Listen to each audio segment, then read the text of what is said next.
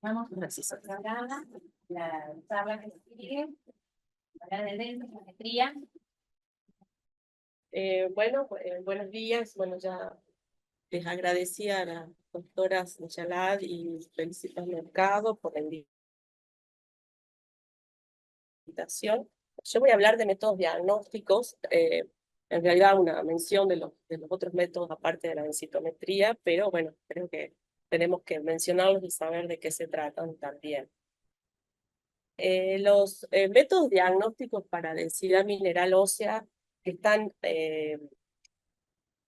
reglamentados, por así decirlo, por la Sociedad Internacional de Densitometría Clínica son la tomografía computarizada cuantitativa, la densitometría por ultrasonido cuantitativo y por absorciometría dual de rayos X, que es la densitometría por DEXA, que es la que tenemos disponible en nuestro medio y en la que más ampliamente está difundida, yo creo que en todos los países. Pero la gran diferencia con lo que es tomografía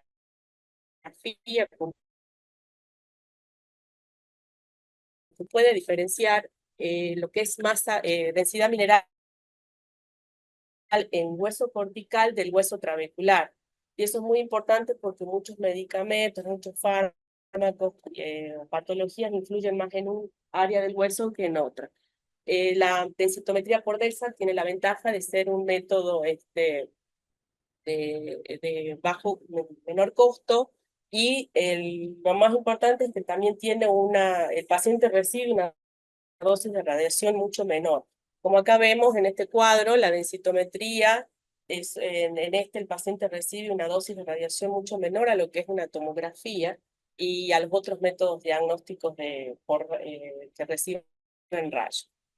Este es un tomógrafo para realizar una densitometría por tomografía cuantitativa, por tomografía computarizada cuantitativa periférica, porque se mide la densidad mineral en las extremidades, y aquí se puede diferenciar, como dije anteriormente, lo que es hueso cortical de hueso trabecular. Este dispositivo, como dijo la doctora Arnaude, está disponible en nuestro país en centros de alta complejidad en Buenos Aires, y sobre todo son lugares que hacen investigación, pero se usa también para la práctica clínica. Este es un densitometro por DEXA, como vemos es como una camilla, el paciente se ubica en la camilla y tiene por debajo una fuente emisora de rayos X y un brazo que tiene un detector. El haz de rayos en abanico, que son los últimos modelos, traspasa al paciente y el brazo lee la cantidad de radiación que no ha sido absorbida por el esqueleto del paciente, y esto se traduce en una señal eléctrica que impacta en el dispositivo, en la computadora, en el software del densitómetro, y lo transforma en una cantidad. Esa cantidad, esa medición de densidad mineral ósea es lo que después vamos a usar para hacer diagnóstico y seguimiento de nuestros pacientes en el tratamiento. Esta es una foto de un densitómetro. Como ven, necesita un espacio más amplio, a diferencia del densitómetro por ultrasonido, que es como un ecógrafo. Esa es la ventaja de ese dispositivo, que se puede trasladar. Sin embargo, no está muy difundido. Hay países que sí tienen estudios, trabajos con este dispositivo por ecografías, pero no está muy difundido, y la Sociedad Internacional, si bien lo reconoce, solo lo reconoce para medición en lo que es solamente una región, y no lo recomienda para diagnóstico sí para diagnóstico de campo, de población, pero no para seguimientos de tratamientos o diagnósticos per se.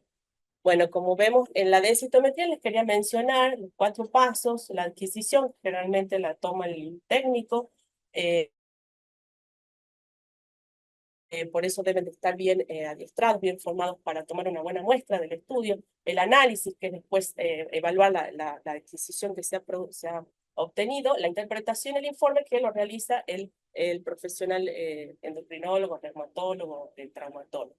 Las indicaciones de realizar este estudio por la Sociedad Internacional de Densitometría Clínica es en mujeres mayores de 65 años, mujeres posmenopáusicas menores de esta edad, que tengan bajo peso, fractura previa, uso de medicamentos de alto riesgo, cursen una enfermedad que va a llevar a la pérdida de masa ósea. Y mujeres durante la transición, transición menopáusica con factores de riesgo de fractura. En lo que es en el hombre,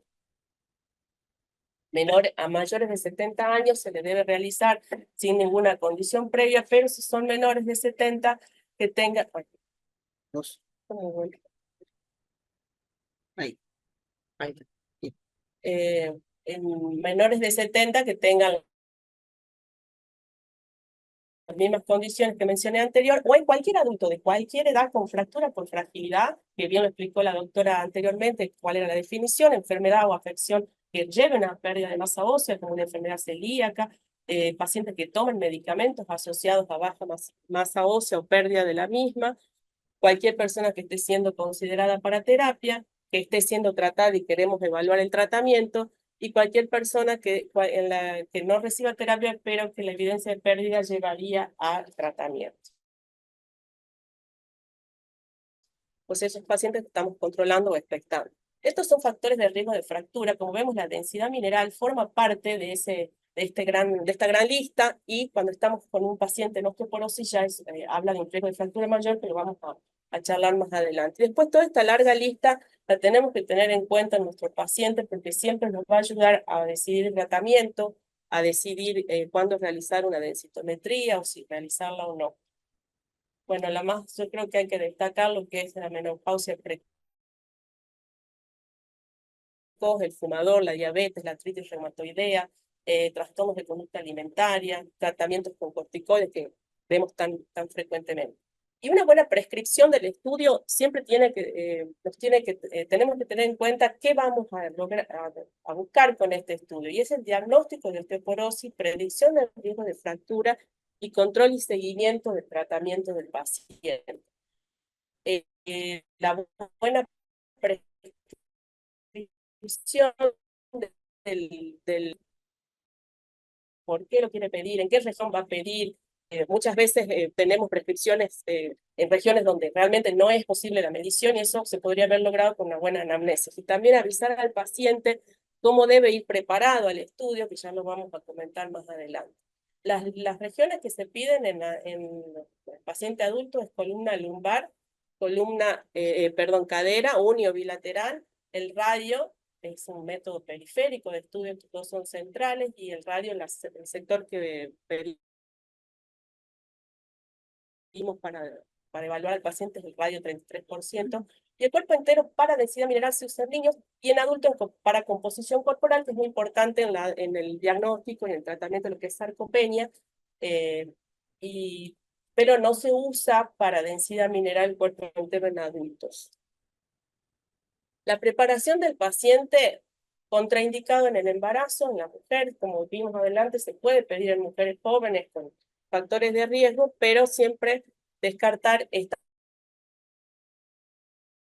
posibilidad. El paciente debe ir con ropa cómoda, sin accesorios de metal, no haber realizado estudios contrastados previos, ni estudios con material radiactivo, tener en cuenta el peso del paciente, generalmente hasta 100, 110 es lo que se toleran los positivos. Y bueno, la alimentación, no haber consumido comprimidos de calcio por posible interferencia. Pesar y medir al paciente siempre, bueno, eso se realiza en el momento del estudio. Pero es importante que esto el médico que lo prescribe el estudio lo conozca, que no llegue el paciente al momento del turno y se encuentre con alguna de estas dificultades para realizar. Bueno, estas son técnicas de posicionamiento. La paciente, esto es para cuerpo entero, cadera, usamos este dispositivo para mantener la rotación interna de la pierna que se va a estudiar. Esto es para columna, tenemos la paciente tiene que estar con flexión de 90 grados sobre el abdomen de las piernas y descansar sobre este cubo. Y para antebrazo puede estar acostado o sentado al par de la camilla. ¿Sí? Es el mismo aparato el que se usa. Y bueno, ¿qué obtenemos en la densitometría? Conseguimos una imagen que es importante que esté bien tomada, que sea suficiente. Si el técnico ha tomado hasta aquí o ha omitido alguna parte de la articulación de la cadera o de la columna, en el caso de columna lumbar, la muestra es insuficiente, tenemos que volver a llamar al paciente. Esto nos sirve y estas líneas sí las podemos mover, arreglar, acomodar. Pero si esto no está en este conjunto tomado, ya no hay forma de arreglarlo al estudio. Lo importante en cadera, las regiones óseas de interés o rol son cuello femoral y cadera total. La cadera total es la suma de todas estas regiones. Y como les dije, todas estas líneas deben de estar bien colocadas. Esta línea amarilla tiene que tomar bien el perfil del hueso, no introducirse en tejido óseo o tomar tejidos blandos porque la medición se altera. Bueno, estos son esquemas de lo que sale en la forma en la imagen está esquematizado. Esto es que antebrazo, esta es la región que nos interesa, el radio 33%, es el predominio de hueso cortical, por eso también lo usamos, no solo en los pacientes que no podemos medir columna o cadera, sino en pacientes donde sabemos que el impacto del medicamento o de la enfermedad que tiene va a ser más en hueso cortical como es en la enfermedad renal. Y los ROI tienen que ir colocados, las líneas de determinación de ROI por debajo de la articulación de la muñeca. Esto es lo que obtenemos en columna. El segmento L1, L4 a veces es más difícil de delimitar porque hay variaciones anatómicas, hay trastornos artrósicos, entonces determinar o identificar las vértebras a veces es un poco más difícil. Pero hay algunos elementos como identificar las costillas flotantes, las crestas ilíacas. Sabemos que L5 está próxima a las crestas ilíacas y la L1 por debajo de la última dorsal que muestra las costillas flotantes. Entonces empezamos a reconocer de distal a proximal a L5, a L4, a L3 con sus apófisis transversas más prominentes, L2 y L1. Generalmente L5 tiene una forma de una I invertida, 4 de X y el resto en U. Y L3 tiene sus apófisis transversas más prominentes. De nuevo, la toma de la muestra tiene que ir desde las crestas ilíacas hasta las costillas flotantes. Si esto está acá, no sirve ya esa muestra, tenemos que llamar al paciente de nuevo. Acá vemos, por ejemplo, hay una variación, hay una lumbar más o una lumbarización de la última dorsal. Tenemos la 5, la 4, la 3, la 2 con las apófisis transversas más marcadas, la 1 y acá tenemos una lumbar que podría ser la última dorsal. Todas esas variaciones muchas veces son más confusas y cuesta analizar. Esto es el análisis, cuando determinamos los ROI es el análisis de la imagen. También el informe ya automáticamente nos va a mostrar estos gráficos y estas tablas. ¿Y qué hay ahí? Tenemos el gráfico nos dice, porque yo les había comentado que el aparato nos transforma ese impulso eléctrico en una medición. ¿Y qué es la medición? La medición después la utiliza el software, el programa, para ubicar a nuestro paciente cuánto está desviado de la población joven o de la población de la misma edad. Y esto se denomina T-score o Z-score cuando es para la misma edad y T-score cuando estamos hablando de la población joven. Esa desviación, cuánto se aleja la densidad mineral de mi paciente, está expresado en este gráfico. Las líneas de colores nos hablan de la población joven y estas líneas paralelas celestes nos hablan de la población de la misma edad. Y cuánto se aleja nuestro paciente de esas poblaciones se traduce acá en el T-score y en el Z-score. Y este es propiamente el contenido de la densidad mineral expresada en gramos por centímetro cuadrado. Bueno, y acá me voy a hacer un comentario que a mí me gusta un poco ver la fisiología de que siempre un estudio nos puede mostrar. Y en este caso la densitometría con estos gráficos nos enseña un poco cómo se da la pérdida de la masa mineral ósea tanto en la mujer como en el hombre y cómo es distinto en una región como en otra. Acá la columna, por ejemplo, vemos la cadera de la mujer, vemos cómo la disminución de la densidad mineral se pronuncia, se pierde un poco más cercano a la menopausia, a los 50, 40, 50 años, vemos como un tobogán. En cambio, en el hombre, ¿cómo se da? Es más paulatino, más discreto y es a lo largo de toda la vida. En la Se capítulo. En la columna, la pérdida de masa ósea perimenopáusica es más marcada, como vemos aquí. El tobogán,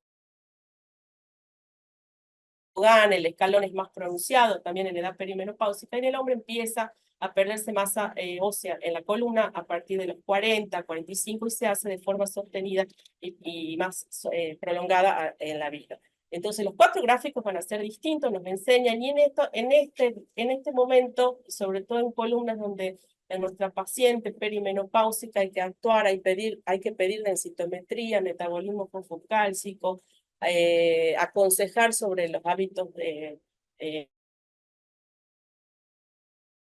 para mantener calidad ósea, el ejercicio, el consumo de lácteos. Esta edad es muy importante, y si es posible tener una densitometría previa, o por lo menos cuando empiezan los síntomas climatéricos, para tener algo de base y ver después que esta pérdida, irla monitoreando y actuar a tiempo. Bueno, volviendo a lo que es el estudio densitométrico y su utilidad, lo que es el diagnóstico de osteoporosis, los criterios de la OMS nos dicen que una paciente o un paciente es normal cuando su desvío estándar es menor a 1, entre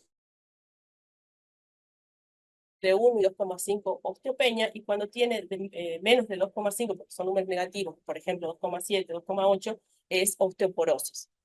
Los sitios para diagnóstico, como les dije anteriormente, es la columna lumbar, el cuello de fémur y radio 33%. Esas son las mediciones, los lugares donde podemos utilizar esa medición para el diagnóstico. En las mujeres premenopáusicas y en hombres de menos de 50 usamos el Z-score para diagnóstico, y no hablamos de osteoporosis, sino de baja densidad ósea o baja masa ósea para edad y sexo. Les voy a recordar la definición de osteoporosis, o una de tantas, es la disminución de la resistencia mecánica global del hueso relacionada con un riesgo aumentado de fractura. Y la resistencia es la densidad mineral y la calidad ósea. La densidad mineral es importante para determinar el riesgo de fractura, por ejemplo, utilizando métodos de cálculo FRAX, y tener en cuenta que un gran porcentaje de fracturas se producen en rango de osteopenia, por lo que sabemos que hay otros factores de riesgo y otros factores que influyen en el riesgo de fractura, no solo la densidad mineral sola.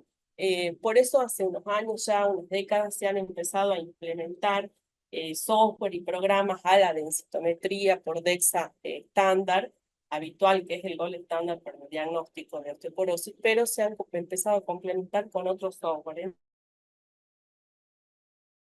Entre esos tenemos el Trabecular Bone Score. Esto es un programa que se incorpora al programa de un densitómetro por DEXA, sobre todo en los últimos modelos. ¿Y qué hace este software? Interpreta la imagen obtenida del segmento L1, L4, y lo interpreta en el pixelado. Y lee e interpreta que las partes más oscuras, de menos pixelado, son lugares de menos hueso trabecular o de mala calidad del hueso trabecular.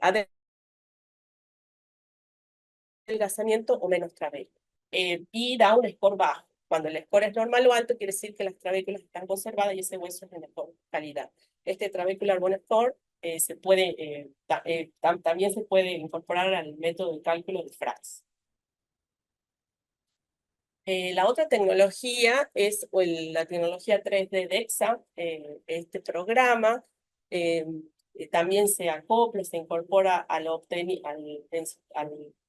software del densitómetros de último modelo, y en este caso usa la imagen o el material obtenido en una densitometría de cadera. ¿Sí? ¿Y qué hace este programa? Tiene una base de datos de una población a la cual se le midió densitometría por tomografía computarizada, y todo este material lo compara o trabaja junto con la información obtenida por el densitómetro por DEXA, y hace un acoplamiento de las dos informaciones. Por eso nos puede ofrecer una información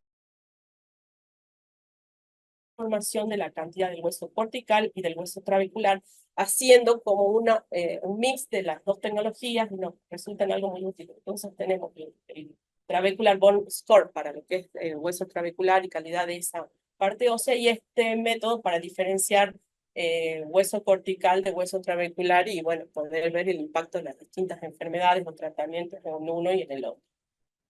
Este es el método del cálculo FRAX, como vemos está disponible en internet para poder realizar el cálculo. Que nos pide es introducir datos del paciente, datos de edad, sexo y también de ciertos ítems que hablan de riesgo de fractura, y nos permite introducir la densitometría de cuello femoral e incluso actualmente el FRAX, hacer una corrección con el FRAX. Yo les quería mostrar acá como un mismo FRAX, o un mismo, digamos, procedimiento donde no se pone